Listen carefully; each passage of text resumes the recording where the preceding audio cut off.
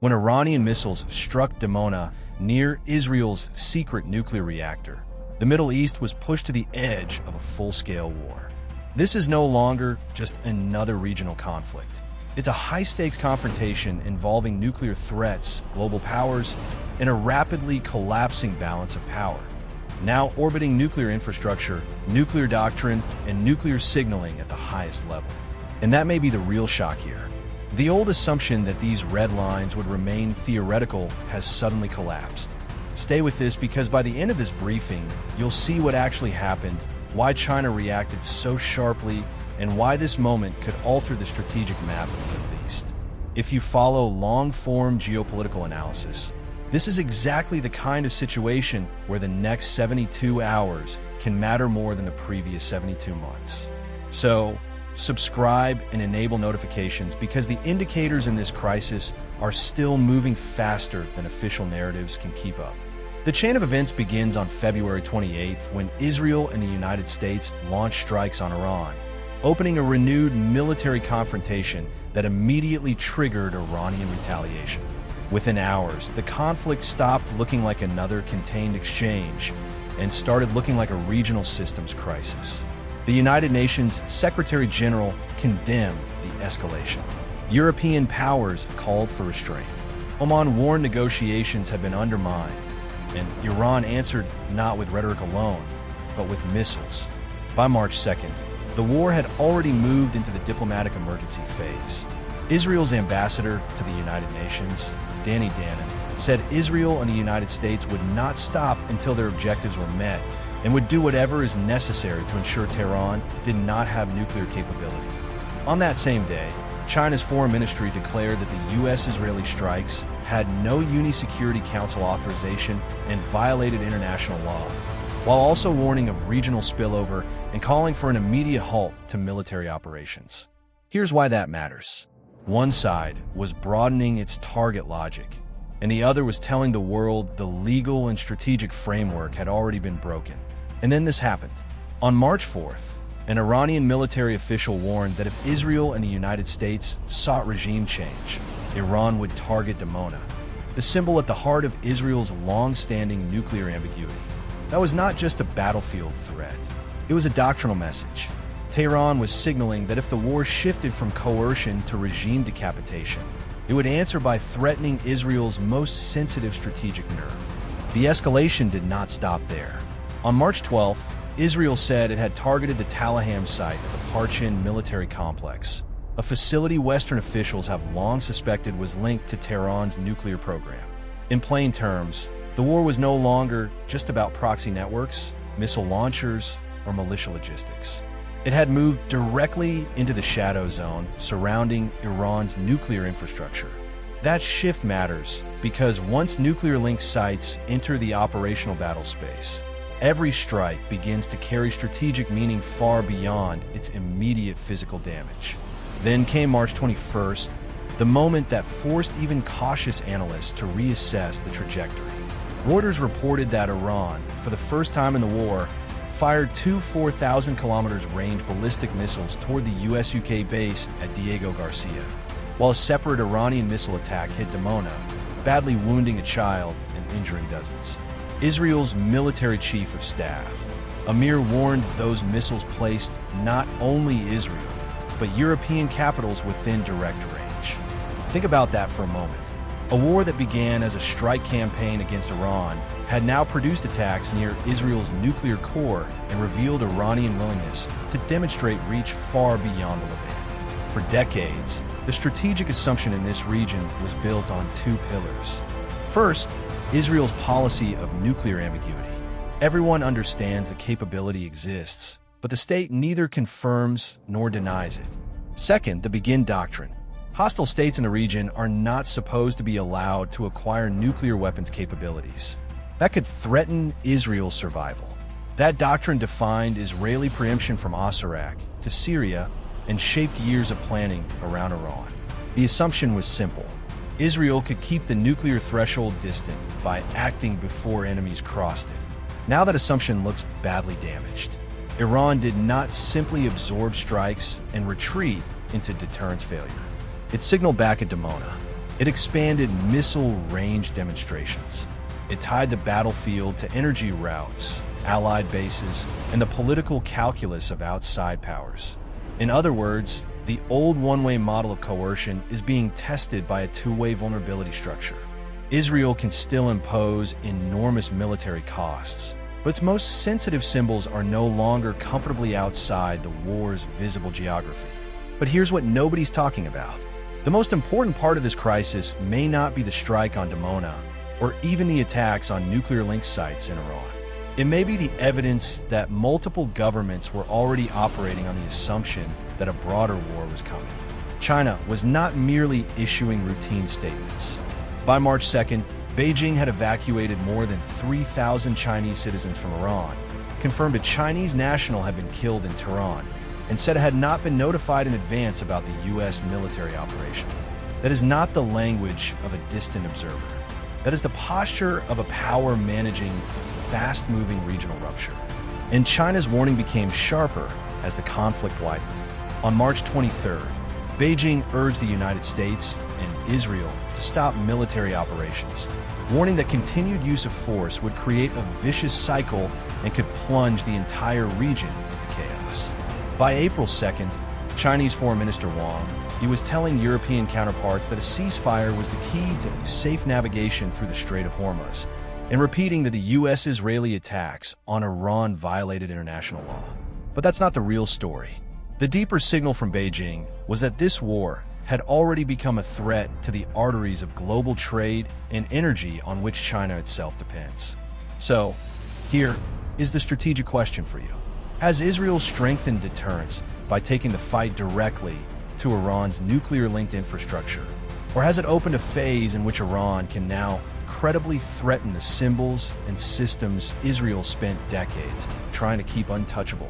Here's where it gets complicated. Evidence suggesting preparation was already in motion has been visible for some time. The largest ever U.S.-Israel bilateral military exercise, Juniper Oak, brought together nearly 7,900 personnel, 142 combat aircraft, 12 warships, strategic bombers, stealth fighters, electronic warfare platforms, air defense suppression drills, maritime operations, and long-range precision fighters. Officially, it was not described as a rehearsal for strikes on Iranian nuclear facilities, but many of the missions practiced were exactly the kinds of missions central to a high-end conflict with Iran and its proxies. Look at the details. 4 B-52s, F-35s, F-15ES, F-16s, carrier aviation, electronic warfare jets, refueling assets, reconnaissance aircraft, and HIMARS were all part of the package.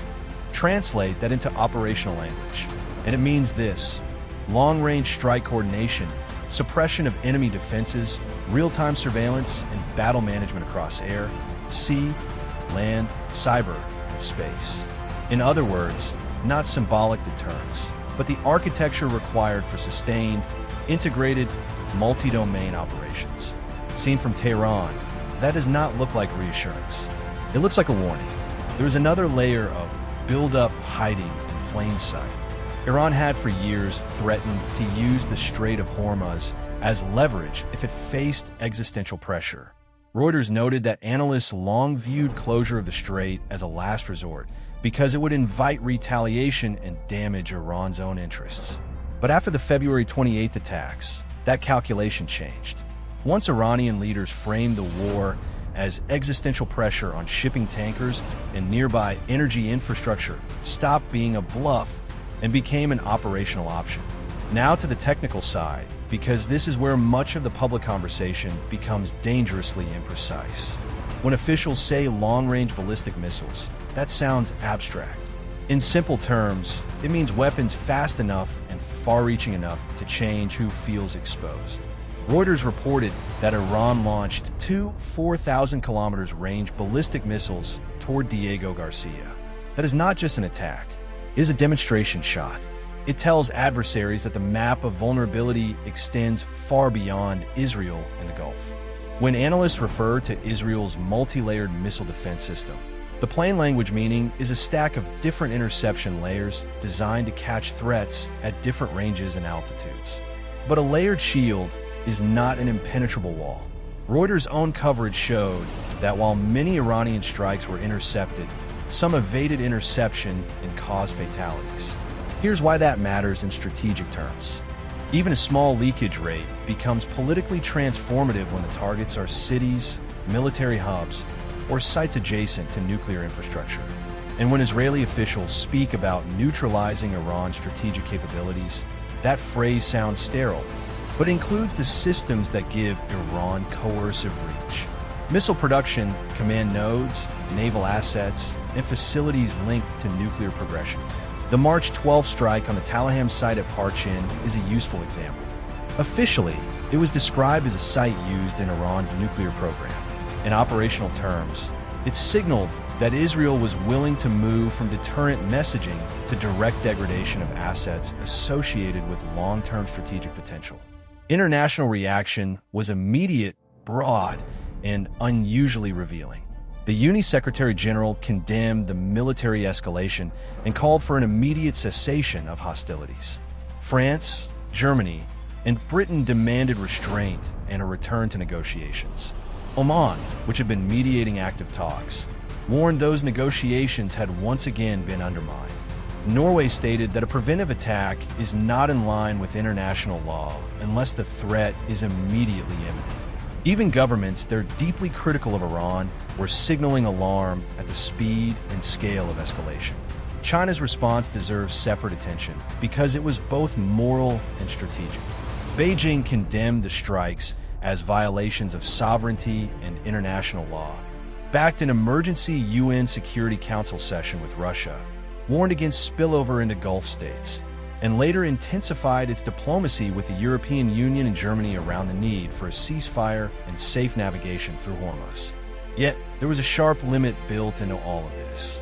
China spoke loudly, evacuated its citizens, and pressed for diplomacy, but it did not intervene militarily on Iran's behalf. That restraint tells us as much as the condemnation does. Public messaging and operational reality quickly began to diverge.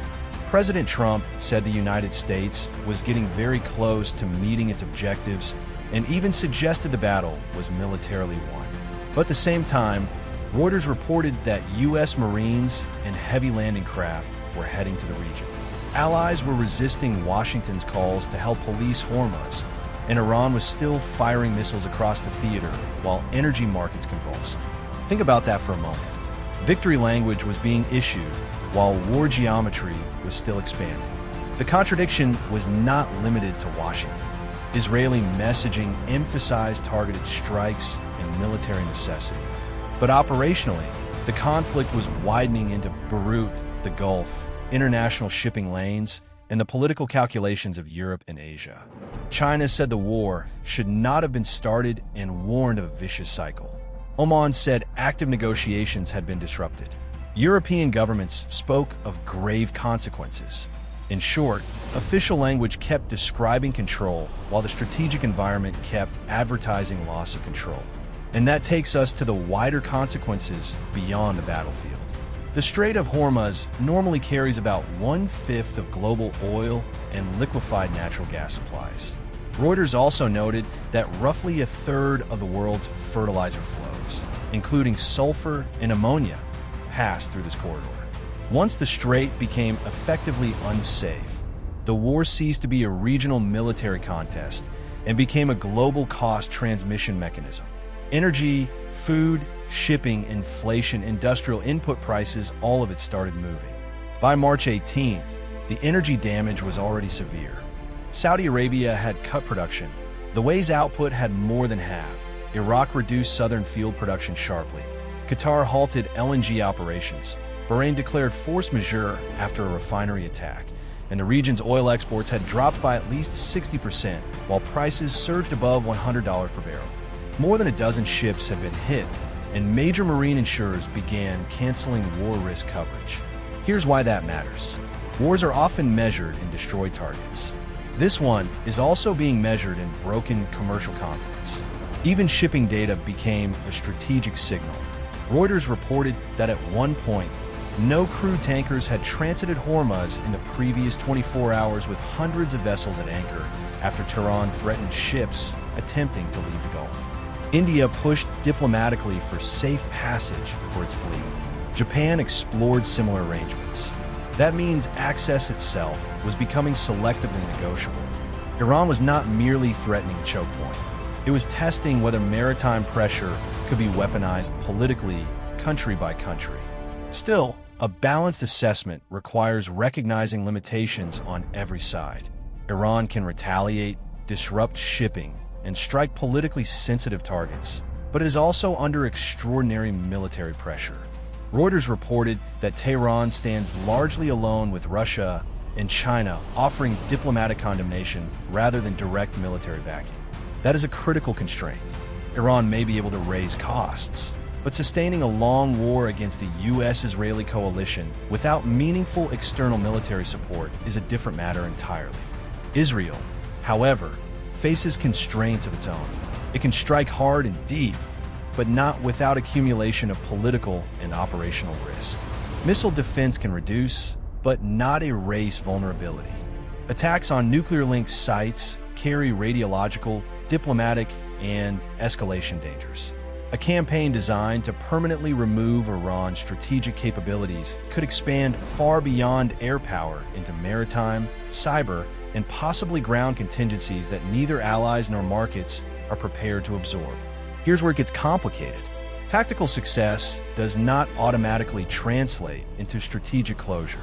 So, what are analysts watching next? First, whether ceasefire diplomacy gains traction after China's April 2nd calls with the EU and Germany. Second, whether traffic through Hormuz resumes in anything like normal volume.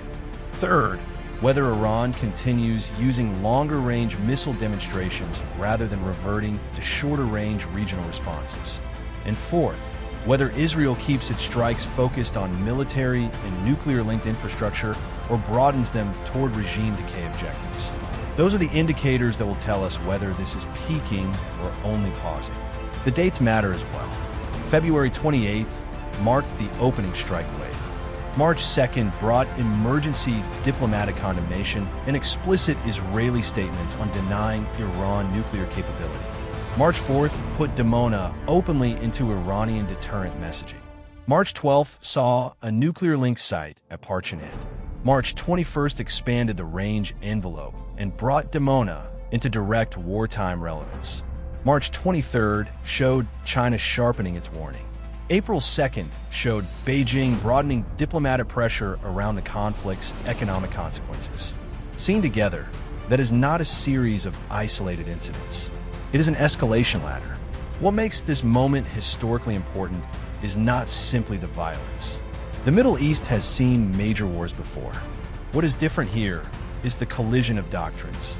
Israel's long-standing model of preemptive denial is now meeting an Iranian strategy that ties retaliation not only to rockets and proxies, but to strategic symbolism, maritime disruption, and wider-range missile messaging. Meanwhile, China is warning that the crisis is sliding from regional war into global systemic risk, even as it carefully avoids direct entanglement. That combination is rare, and it is dangerous. Future analysts may look back on this as the moment when the Begin Doctrine stopped being a near unilateral logic of preemption and became a mutual vulnerability contest with global economic consequences. Not because Israel lost the ability to strike, not because Iran suddenly gained strategic dominance, but because the war exposed something both sides tried to manage for years. Once nuclear-adjacent infrastructure, sea lane choke points, and long-range missile signaling all enter the same crisis. There is no clean boundary between regional conflict and international shock. So the real question is, are we witnessing the birth of a new nuclear-era standoff in the Middle East, or just the beginning of something far more dangerous? Let me know what you think in the comments, and don't forget to subscribe for real-time geopolitical analysis as this crisis unfolds.